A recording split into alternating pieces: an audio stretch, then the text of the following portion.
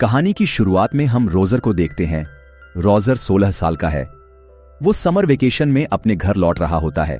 उसे लेने के लिए उसकी मां ने अपनी एक मेड मिस लपीता को घोड़ा गाड़ी लेकर भेजा था। घोड़ा गाड़ी में अच्छी सस्पेंशन ना होने की वजह से मिस लपीता के खरबूजे उछल रहे थे, जिसे देखकर रोजर के अंदर छिपा छोटा चेतन बाहर निकलने के लिए बेताब हुए जा रहा था। मिस लपीता भी रोजर की इरादे समझ चुकी थी, बट उसने रोजर से कुछ नहीं कहा। ऐसे ही हिलते हिलते रोजर फाइनली अपने घर पहुंचता है, जहां उसकी फैमिली के सभी मेंबर्स उसका स्वागत करते हैं। तभी रोजर की मां की नजर उसके पैंट पर पड़ती है और वो पूछती है कि तुम्हारे पैंट पर ये निशान कैसे है। दरअसल मिस लपीता के खरबूजे को ताड़ने की वजह से रोजर के छोटे चेतन ने अपना जवाब दे दिया था। तभी वहां मौजूद रोजर की मौसी उसे डिफेंड करते हुए कहती हैं, अरे जाने भी दो, इस उम्र में यह सब होता ही रहता है। और वह खुद अपने हाथों से रोजर के पैंट को साफ करने लग जाती है। आगे हम देखते हैं कि रोजर की एक छोटी बहन भी है, जिसका नाम है बर्था। इसके बाद रोजर जंगल में टहल रहा होता है कि तभी अचानक फिसलकर वो एक झाड़ी में गिर जाता है। वहां उसे किसी लड़की की हंसने की आवाज सुनाई देती है और वह देखता है कि उसकी ही घर की एक मेड अर्सुला किसी अनजान मर्द के साथ जंगल में मंगल करने में बिजी है। अर्सुला की नजर रोजर पर पड़ती है और वह मुस्कुराने लग जाती है। रोजर घबरा जाता है और वह तुरंत वहां से भाग जाता है। रात को रोजर अपने फैमिली के साथ डिनर कर रहा होता है। उसकी मां डिसिप्लिन के मामले में काफी सख्त होती है और बात बात पर रोजर को टोकती रहती है। डिनर के बाद रोजर अपने कमरे में सोने चला जाता है। तभी उसे अपने कमरे के बाहर कुछ खड़खड़ाने की आवाज सुनाई देती है। बाहर झांक कर देखने पर उसकी फट के हाथ में आ जाती है। वो देखता है कि उसके घर की एक नौकरानी हेलेन दरवाजे के सामने झुकी हुई है और कोई खड़े खड़े ही पीछे से उसका तबला बजा रहा था। रोजर किसी तरह अपने छोटे चेतन को संभालते हुए सोने चला जाता है। तभी उसे बर्था दिखाई देती है, जो कि उसके बिस्तर में ही छुपी हुई थी। बर्था उसे अपनी मौसी के बारे में बताने लगती है। वह कहती है कि हमारे मासी मार्गरेट अभी तक एक वर्जिन है। रोजर पूछता है कि तुम्हें कैसे पता चला? बर्था कहती है कि मुझे हेलेन ने बताया था। अगली सुबह बर्था रोजर को एक नदी के किनारे लेकर जाती है, जहां उसके घर के सारे नौकर नहाते हुए अपनी सीक्रेट शेयर किया करते थे। बर्था रोजर एक दूसरे से बातें कर रहे होते हैं कि तभी उर्सुला और बाकी नौकरानी वहां नदी के किनारे आ जाती है। दोनों भाई बहन एक पेड़ के पीछे छिप जाते हैं। नौकरानी आपस में पंचायत कर रही होती है। तभी नदी के दूसरे किनारे से 3 आदमी गुजर रहे होते हैं। यह तीनों भी रोजर के घर के नौकर ही थे। तीनों पौधों को पानी देते हुए नदी के उस पार बेटी मेड्स को अपने अपने औजार दिखाने लग जाते हैं। उर्सुला भी कुछ कम नहीं थी। वो भी जोश में आकर अपना तबला उन्हें दिखा देती है। ये सब चीज बर्था और रोजर एक पेड़ के पीछे से छिपकर देख रहे होते हैं। अगले सीन में हम देखते हैं कि घर पर रोजर की बड़ी बहन एलिसा अपने पापा के साथ आई हुई है, जिसका घर के सभी फैमिली मेंबर्स स्वागत कर रहे होते हैं। एलिसा सभी से गले मिलती है, बट जब रोजर की बारी आती है तब वो उसे सिर्फ हाय हेलो कहकर अंदर चली जाती है। रोजर अपने साथ में इस भेदभाव के पीछे की वजह को समझ नहीं पाता और निराश हो जाता है।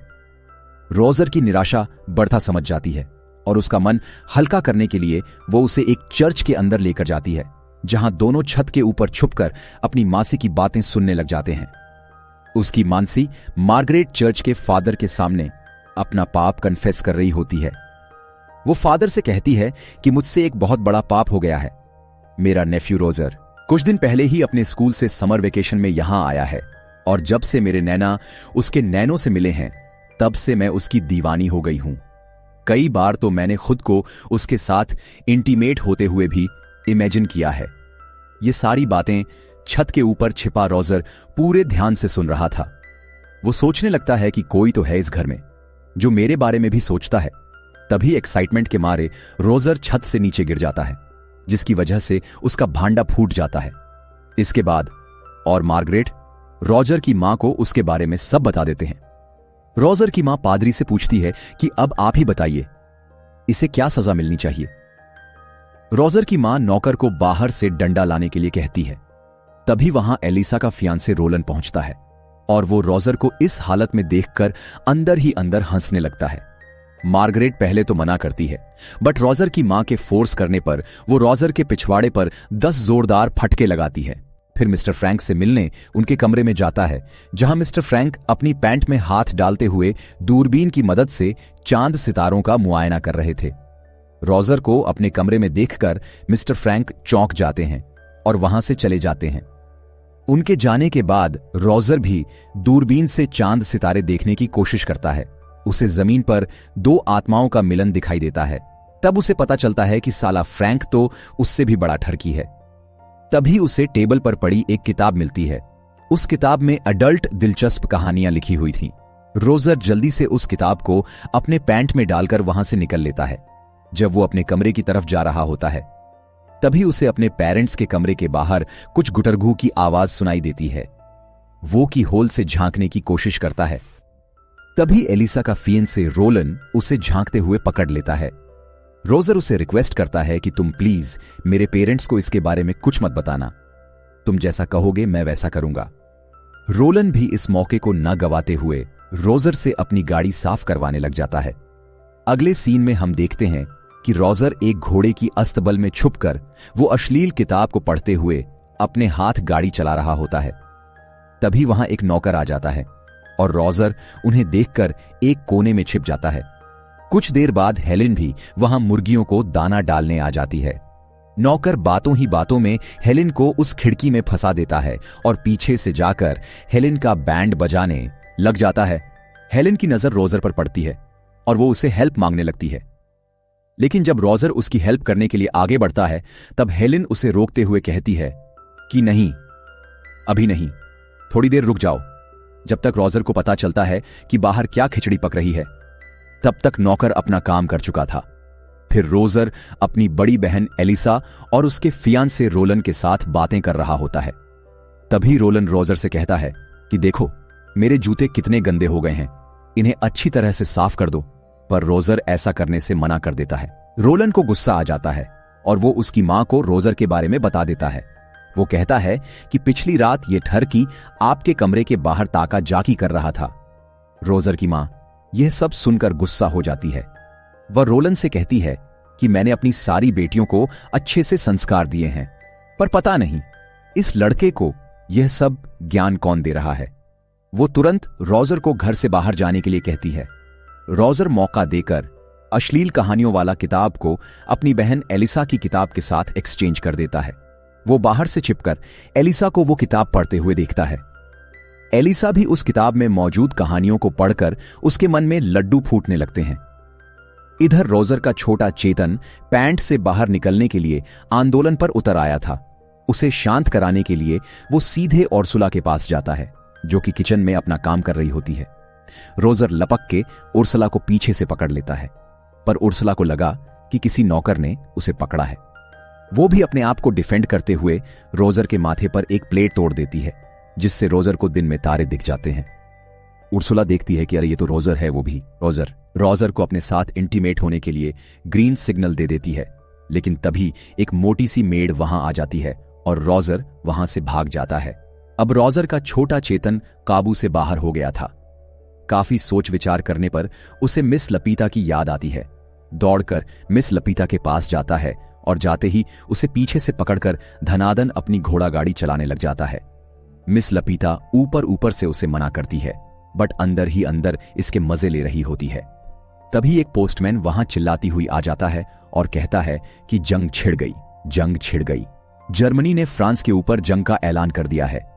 यह सुनकर सभी वहां इकट्ठा हो जाते हैं और एक बार फिर से रोजर के छोटे चेतन की प्यास अधूरी रह जाती है, क्योंकि अगले दिन उस गांव के सभी मर्दों को जंग में जाना था। रोजर की फैमिली पार्टी करने लग जाते हैं। मिस्टर फ्रैंक कहता है कि मैं वॉर लड़ने नहीं जाऊंगा, मुझे अस्थमा है। रोजर को जब यह बात पता चलती है कि उसके घर के सभी मर्द जंग में जाने वाले हैं और घर की सारी औरतें अकेली रहेंगी, तो वह अंदर ही अंदर भगवान को शुक्रिया कहने लग जाता है। अब रोजर सभी के जाने का इंतजार करने लगता है।